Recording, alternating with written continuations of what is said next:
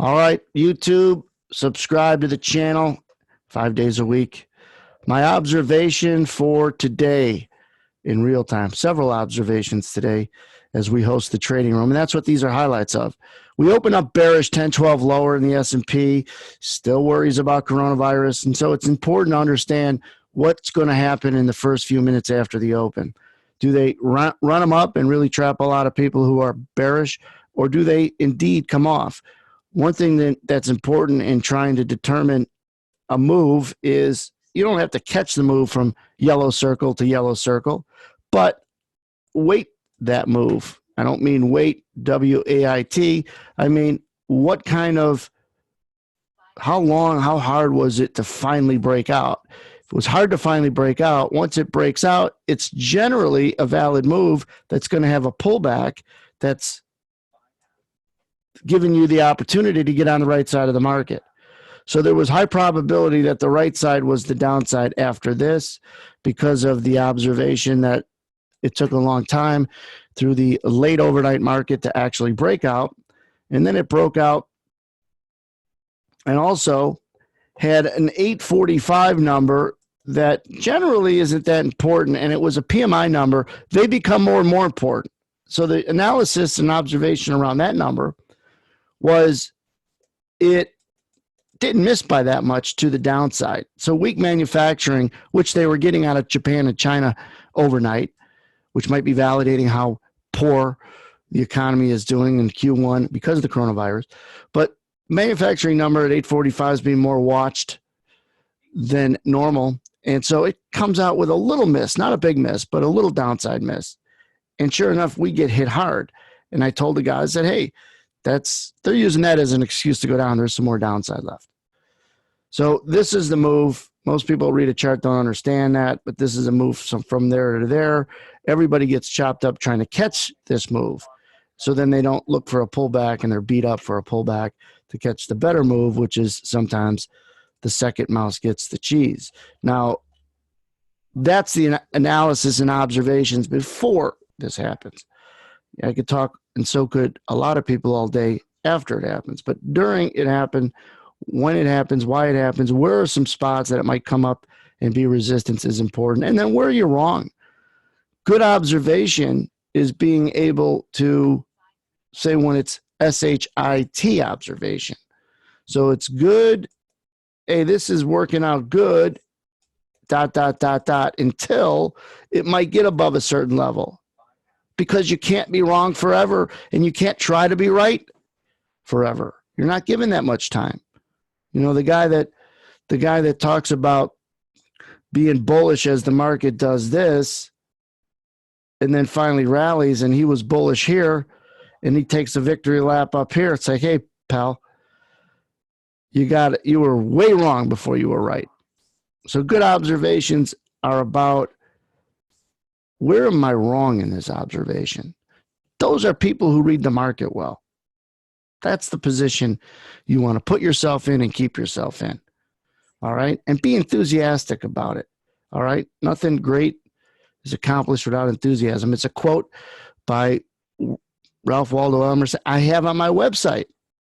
Laugh, learn, trade. If you can't laugh, you're not going to learn efficiently, and you're not going to be able to do that third thing effectively. But anyhow, this was the move. This was the pullback. Yeah, it was a little choppy. Took a while to go down, but guess what? When that goes down, it shows that this move is validated because it took a while, relatively speaking, to break out. And then you had that 845 number, which was right there. Bam. This is when I told guys, hey, this market's weak. It's just looking for excuses to go down. And, at some point, where was it, guys? In here? I don't know. It was, I think, around the mid-50s or upper 40s before we went all the way down to the low of the day, which is 32, that it just had the sense that people wanted not to go into the weekend long, and so there were going to be a lot of long exposure covered at some point in the morning. And that happened going into 10 Central as they just, boom, when they hit this market on an excuse of the weak PMI data, pull back to some resistance, gone. Now you see no resistance in here, right back to that other pullback to that area in this read or observation. But, and if you can't tell, I've been trying to see how many times I could use that word observation. Someone mentioned it in the room and I thought it was a good word. But the observation I made in here, when it was, this is what it looks like in a footprint, kind of like a microscope into the market. Here's the move down. This yellow line is where we open. Don't pay attention to all these yellow and green lines. You got to pay attention when they're drawn across. They're more helpful. So anyways, we move lower. Here's the pullback that we had told guys at 55. Why? Because of this red line that came across. And then there were some other things that we look at, some shorts that puked. Man, I could do webinars upon webinars on the value of shorts puking. We get short after shorts puke. Because when shorts puke, they're no longer short. If they're no longer short, they're no longer buyers. If they're no longer buyers, you just clear a path to go lower. Here's a really cool way to look at that. Pretend like each one of these X's are buy orders, right? Each one of these X's are buy orders below the market, correct? And all of a sudden, they're all buy orders for people who are short. Because when you're short, you're a buyer. All of a sudden, a bunch of shorts puke. And what happens? You just cleared a path to go lower. And maybe it could sneak lower. You just cleared a path. And maybe, for crying out loud, you even get more buyers below to get removed. Now the path is a little cleaner to go lower. That's the dynamic you need for prices to go lower. You can't have too many people short. And so if you're looking for resistance, like we have in here, and you're already bearish with the correct bias based on what I just walked through, all right? You got good resistance based on where the market got fast, and we teach that as a part of reading order flow. When did the market get fast going down? And it was right in here. That's why it threw a red line across, so it makes a better visual. It goes right up in here and stops. Not coincidentally. And some shorts puked. SP.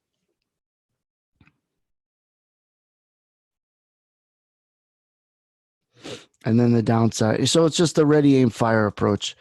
But observations in real time, always try to polish them.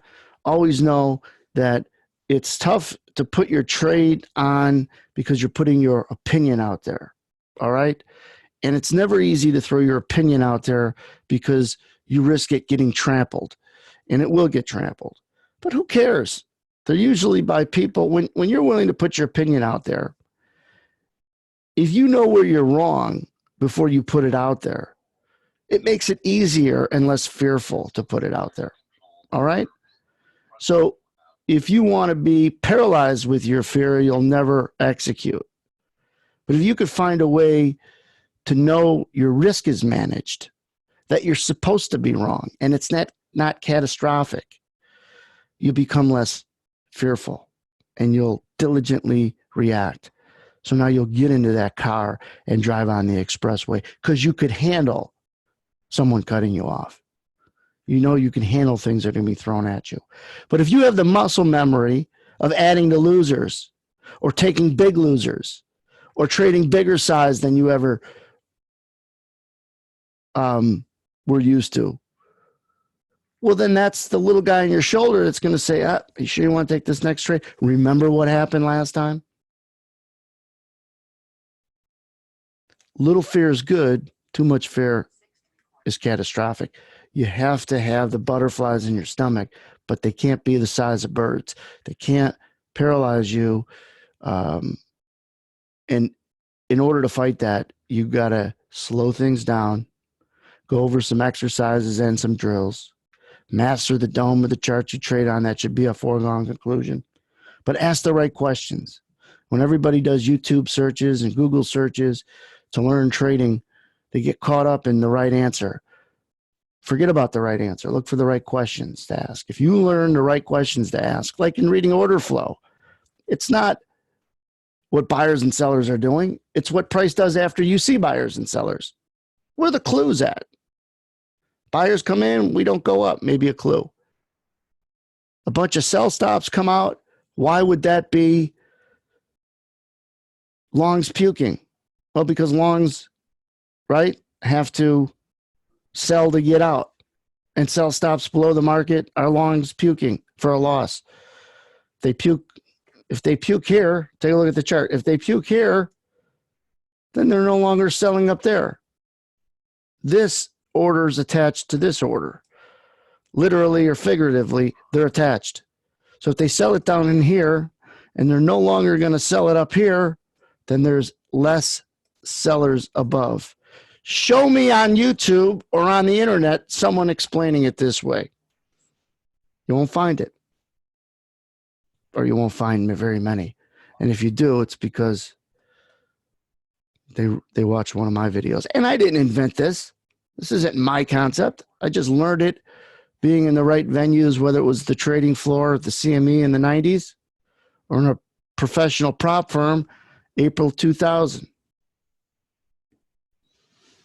So observations